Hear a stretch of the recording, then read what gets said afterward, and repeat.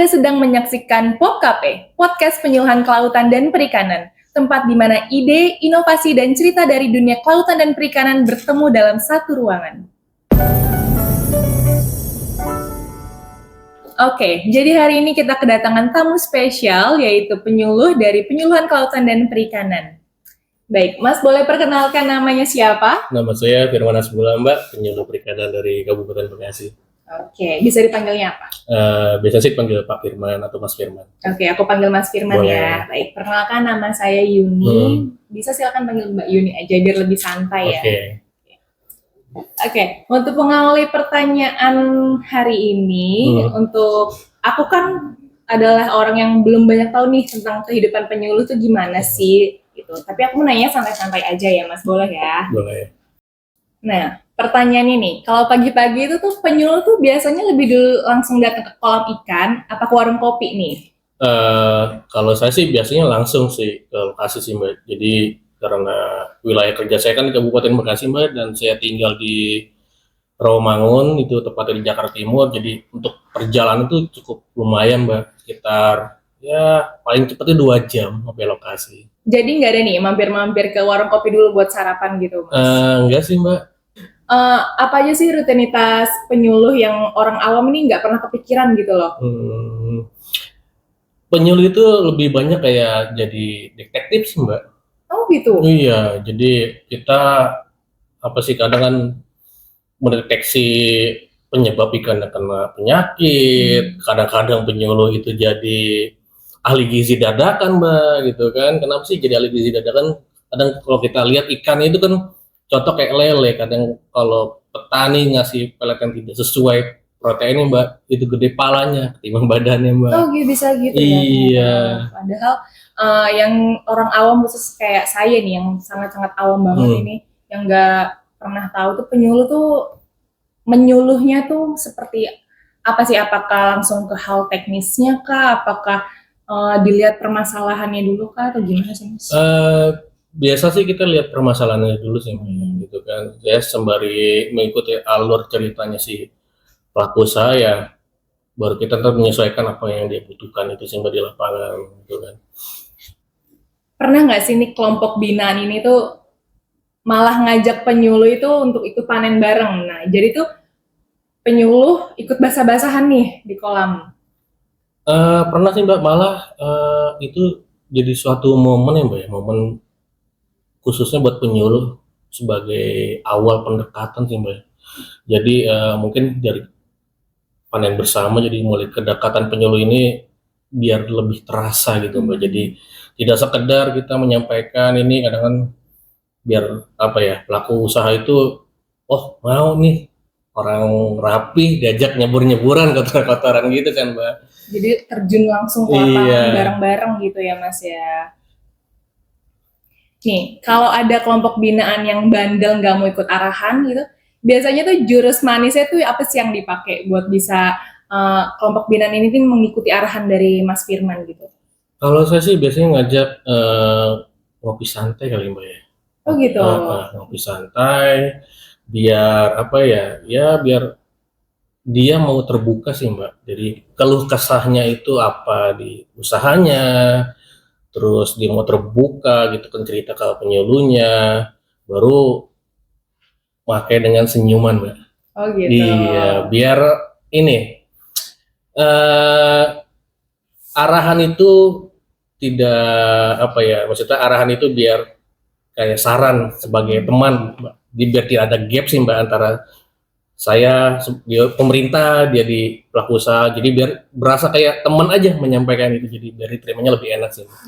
Apa momen paling bikin bangga sebagai penyuluh, yang bikin hati bilang, wah kerja keras terbayar nih akhirnya? Momen ya Mbak ya, momen kebanggaan penyuluh yang udah dikerjain itu ya kayak produk binanya itu Mbak, kayak pernah sih ada di Polaksar saya, binaan saya Mbak ini ya, di produknya itu dibeli banyak Mbak sama PT perusahaan namanya adalah gitu kan. Terus mulai dari situ dia ditawarkan Mbak kerjasama di koperasi perusahaan itu. Nggak di situ aja Mbak, ditambah lagi perusahaan itu memberikan CSR Mbak. Oh, Jadi oke. untuk menambah mungkin kebutuhan kali Mbak untuk produksi itu yang kurang apa saja sih Mbak.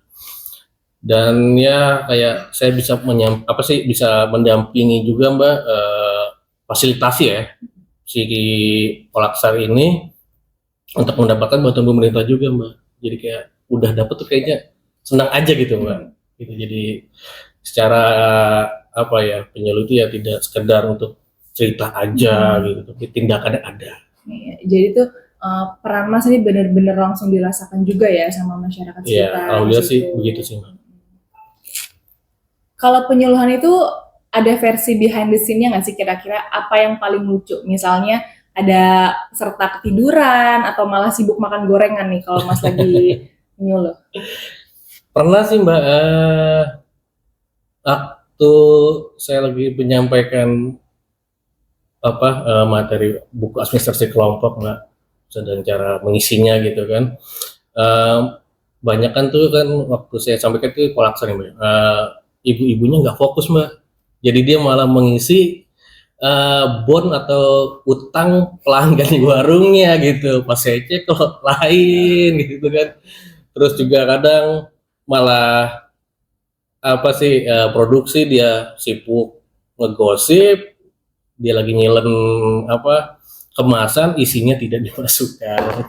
Jadi salah fokus nih ya para ibu-ibu biasanya ya. Jadi lebih asik ke mereka sih Mbak. Tapi justru dengan hal gitu justru lebih santai ya Mas ya. Iya, lebih santai, jadi lebih akrab sih Mbak. Gitu. Menurut penyuluh nih, kelompok binaan itu lebih mirip keluarga besar, tim sepak bola, atau geng motor tuh? Kalau menurut saya sih lebih ke keluarga besar Mbak ya. Oh, gitu. Karena penyuluh ini kan membangun kepercayaan anggota kelompok ini Mbak, supaya mereka ini mau terbuka dengan keluh kesahnya, dengan ya hal-hal yang dia inilah pengen cerita gitu kan. Kadangnya penyuluh juga cerita juga sih Mbak, keluh kesahnya ke pelaku usaha gitu ya. Lebih ke keluarga besar sih Mbak, jadi lebih enak aja. Kalau yang lain sih kayaknya kurang tepat sih Mbak menurut saya. Itu biasanya sering-sering cerita itu apakah kehidupan pribadi kah atau tentang pekerjaan kah? Biasanya apa sih Mas yang diceritain sama kelompok binaan itu? Kadang biasanya sih ya pekerjaan sih Mbak ya gitu kan, dari ya mulai binaannya gitu kan, usahanya ya, namanya orang Mbak kadang yang nyerempet ya ke pribadi, malah ya jadi ajang gosip. Oh gitu. Malah jadi teman gosip ya Mas ya? Iya. Tapi ya yang penting suasana jadi cair sih Mbak, ya, antara penyuluh dan pelaku usaha tidak tegang sih gitu. Jadi terbuka lah. Mas minum Mas. Air putih apa teh? Air putih gak apa-apa. Apa aja sih kan? Tadi ya. Ya Allah.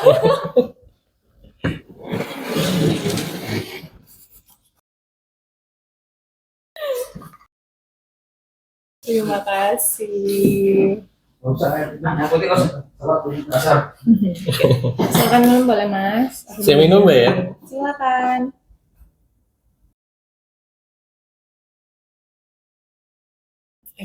Kalau seharian penuh nih di lapangan, apa yang paling wajib dibawa sama penyuluh nih? HP kah, buku catatan, atau justru sendal jepit nih karena kita harus langsung terjun ke lapangan? Kalau yang dibawa sih itu hampir semuanya saya bawa Mbak ya, kayak HP, buku catatan dan sendal jepit. Kenapa? Semuanya ya HP kan ya untuk komunikasi Mbak, untuk saya dengan pelaku usaha gitu kan, terus ya bisa juga dokumentasi saya di lapangan untuk bukti dong. Kita harus melaporkan juga ada buktinya gitu kan. Buku catatan ya kadang saya pakai buat menata produksi gitu kan ya, di handphone juga bisa sih Mbak, saya dua-duanya saya pakai. Kadang suka lupa saya Mbak. Oh gitu. Kadang nyatet di mana ya, lihat handphone nggak ada berarti di buku ada. Kalau sendal jepit itu sendiri sih Mbak, karena cuaca kan nggak menentu ya Mbak ya. Kadang hujan, kadang enggak, untuk menjaga performance. Saya kadang suka bawa sendal juga, jadi takut basah sepatunya gitu kan, jadi sendal. Jadi pas sampai sana kan performance oke. Tidak becek-becekan atau pas di kolam sepatunya kotor, saya mau pulang, lihat orang kan kayaknya Iya, Dari atas kok rapi, bawahnya kok ini dari mana nih gitu kan. nggak tahu habis nyebur ke kolam ya. Makanya ya buat persiapan sih Mbak. Kalau penyuluh punya tagline sendiri, kira-kira tuh apa Mas? Dari kolam ke pasar kah atau ngasih solusi sambil ngopi? Saya lebih ke ngasih solusi sambil ngopi sih Mbak. Oh gitu Nah, justru tagline-nya ya. Yang awalnya yang tadi itu Mbak, jadi memberikan solusi atau saran itu lebih enak, tidak ada gap.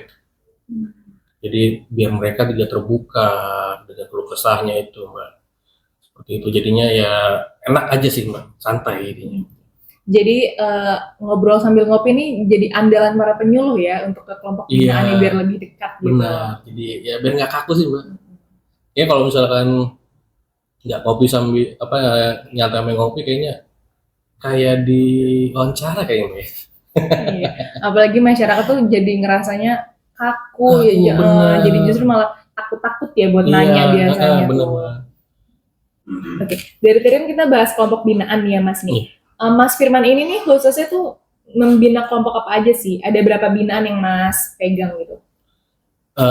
Saya itu ada binaan Polakar Mbak, pengolah dan hasil pemasaran, terus ada juga budidaya ikan, ada konsumsi, sama ikan hias. Cuman setelah COVID nih Mbak, ikan hias ini redup dan semakin hilang Mbak, beralih gitu. ke konsumsi. Mungkin daya tarik ikan hias di pasarnya sudah berkurang Mbak. Tuh, dan harga jualnya juga anjlok. Jadi banyakan tuh beralih ke ikan konsumsi sih Mbak. Untuk Polaksar sih ada satu, terus untuk pokdakannya itu kurang lebih ada 13 Mbak. Jadi total 14-an binaan saya. Ada 14 Iya. binaannya gitu. Kalau Mas Firman kan tadi khususnya di Kabupaten Bekasi ya? Iya. Itu yang ciri khasnya apa sih Mas kalau di sana? Ciri khasnya itu rata-rata sih ikan lele sih Mbak. Oh ikan Ikan lele lele, di sana. Karena permintaannya banyak, terus pertumbuhannya cepat ya Mbak, gitu kan. Ya kalau kata petani sih ya gampang-gampang sulit merawat ikan lele gitu. Tapi intinya sih permintaan lebih banyak di ikan lele Mbak. Oke, karena demand-nya itu ikan lele masih tinggi Masih, ya. iya. Mas, ya. Dari 14 kelompok binaan yang Mas Firman bina ini, ada nggak sih yang paling menonjol gitu? Terus potensi berkembangnya itu seperti apa Mas? Lebih menonjol sih ke ini Mbak ya, Polaksar ini ya, kelompok pengolah ini. Jadi dia awalnya tuh kelompok Polaksar Mbak, dia mau membentuk koperasi Mbak. Dan itu yang tadi saya ceritakan sebelumnya itu Mbak, dari koperasi itu dia bisa ikut kerjasama dengan PT. Oh itu. Bisa ngisi produknya itu di koperasi tersebut itu Mbak, koperasi PT itu. Terus awalnya kan si kelompok ini kan Polaksar ini Mbak cuma satu produk ya, dia mau mencoba berkembang kayak dari si kerupuk ikan gitu kan, terus jadi nugget gitu Mbak. Jadi terus belajar sih Mbak si Polaksar ini Mbak untuk memenuhi kebutuhan pasar yang di Bekasi sih Mbak. Oh gitu. Iya. Jadi banyak produk yang dibuat sampai bisa memenuhi permintaan PT gitu ya Mas? Iya. Oke. Jadi udah ada kerjasama sih Mbak sebenarnya. Oke Mas, dari kelompok binaan yang tadi Mas unggulkan ini, aku mau tahu backgroundnya tuh gimana sih sampai si kelompok binaan ini tuh bisa akhirnya bisa dibilang sukses ya Mas ya kalau Iya. menurutku. Itu seperti apa sih backgroundnya? Awalnya kan ya seorang ibu rumah tangga ya, dia mencoba-coba lihat produk perikanan di jualan sendiri awalnya nih Bu, terus dia nawar-nawarin sendiri, dilihat teman-teman tetangganya tuh kok kepengen Bu. Oh, Dari hasilnya mungkin ya tidak seberapa awalnya Bu ya, tidak seberapa, tapi lihat ketertarikan kok si Bu ini kayaknya asik aja nih bikin produk. Awalnya abon produknya Bu, unggulannya abon ikan lele. Nah dari situlah tetangga-tetangga minat Bu, minta diajari gitu kan, awal minta diajari gimana caranya gitu. Terus lihat udah hasil diajari sudah bisa, produknya dijual ada nilainya. Nah, disitulah mereka sepakat Bu untuk membentuk suatu kelompok. Nah, dengan maksud dan tujuan yang sama Bu, sebagai kelas belajar gitu, tujuan yang sama untuk mencari tambahan ya Bu, tambahan sebagai ibu rumah tangga gitu sih Bu. Sampai akhirnya bisa menjadi pemasok di PT itu gimana tuh Mas? Awalnya sih ada tawa. Jadi di Bekasi itu ada mall baru. Nah, mall baru itu membuka apa sih pameran. Awalnya sih buka pameran, cuma karena si ibu ini belum berkooperasi, lewatlah kooperasi yang sudah ada di Bekasi, di nebeng lah istilahnya. Baru produknya ada satu perusahaan, mungkin saya juga kurang paham awalnya, mungkin lagi main kali di situ Bu ya. Lihat, nyicipin, terus dengan kemasan terus rasanya cocok gitu. Di mall gitu ya. Iya, cocok, akhirnya ditawarkan Bu, mau nggak untuk ngisi gitu.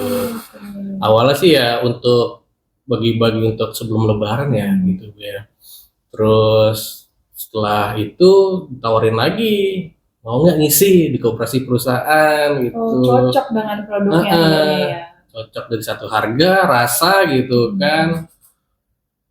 Dari itu kemudian si perusahaan itu menawarkan sampai ke CSR. Jadi gitu. Jadi mungkin kan sebelum memang sudah dapat bantuan itu dari pemerintah, cuma kan keterbatasan pemerintah juga memberi bantuan. Jadi si perusahaan ini menawarkan dana CSR itu apa sih produk yang belum punya gitu. Jadi disitulah kemarin ada tawarannya untuk mengisi bantuan yang mereka belum punya. Dari kelompok itu sampai hari ini tuh ada berapa orang Mas? Akhirnya tuh? Dari awal sih memang kelompok itu 9 sih Bu. Oke, 9. 9 awalnya sih ya 10 nambah 1, cuman ada miskomunikasi aja sih Bu. Biasa itu kan miskomunikasi ya. Jadi berkurang lagi jadi 9 lagi ke awal. Jadi balik lagi ke awal sampai sekarang ada 9 orang yang menjalankan itu. Oke Mas, selain kontribusinya ke perusahaan, kelompok binan ini ada lagi nggak sih kontribusi lainnya? Ada Mbak, kebetulan kan kelompok ini kan ibu-ibu PKK ya, jadi dia apa sih lewat posyandu itu bekerja sama lewat MBG itu sih Mbak. Tapi MBG. Untuk yang balitanya ya. Jadi produk Abon ini ya? Iya, Abonnya ini. Oke, jadi untuk para balita gitu, jadi aman juga nih Mas ya? Aman sih Mbak. Karena kan sudah ada kandungannya, sudah dicek juga, dia punya produk kan sudah SKP, terus sudah punya PRT halal gitu. Makanya bisa masuk untuk MBG gitu ya. Apa sih respon dan tanggapan dari kelompok binaan yang Mas Firman pegang ini setelah Mas Firman bina selama ini? Tanggapannya ya diterima dengan baik sih Mbak. Soalnya kenapa awalnya kan sendiri, terus mau berkelompok, mau bergabung, berarti kan datangnya penyuluh itu menyampaikan informasi itu diterima dengan baik Mbak, gitu kan. Tidak materi-materi saja, informasi lain perbankan, bantuan pemerintah, gitu kan. Sampai sekarang malah bisa berkembang. Jadi cukup menurut saya sih diterima dengan baik sih kalau menurut saya.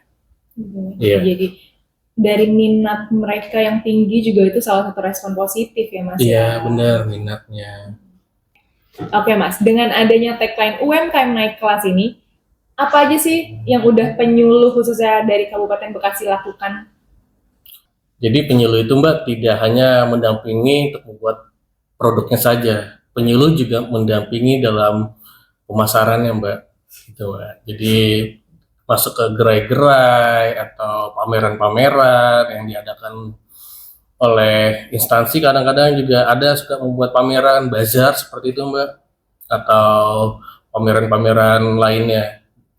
Untuk memasuki pasar juga penyuluh membantu dalam perizinannya Mbak, gitu, mulai dari sertifikat kehalalannya, sertifikat kandungan gizinya yang dalam produk itu dibuat, terus sampai dengan sertifikat kelayakan pengolahannya Mbak, itu untuk diterima oleh masyarakat, apakah produk ini benar-benar produk yang aman untuk dikonsumsi. Jadi penyuluh juga memastikan bahwa produk yang akan dipasarkan ini tuh sudah sesuai dengan standar ya Mas ya. Jadi bisa layak untuk diedarkan di pasar. Iya, benar Mbak. Jadi ya namanya kan masyarakat itu kekhawatirannya banyak ya Mbak ya gitu kan. Takut apalah gitu kan. Nah, kita membantu kebutuhan yang oleh masyarakat itu yang dibutuhkan gitu. Jadi untuk kenyamanan masyarakat untuk mengkonsumsinya Mbak gitu. Jadi tidak ada ketakutan lah. Iya. Oke, dari Mas Firman nih sebagai penyuluh, apa sih harapannya khusus untuk para kelompok binaannya? Harapan saya sih Mbak, kelompok yang saya dampingi ini bisa berkembang dan naik kelas ya Mbak. Jadi kelompok yang sudah berkembang itu Mbak akan memotivasi bermunculannya kelompok-kelompok baru itu Mbak. Dengan bermunculan kelompok-kelompok baru tadi itu Mbak tidak menutup kemungkinan akan meningkatkan taraf hidup di desa tersebut.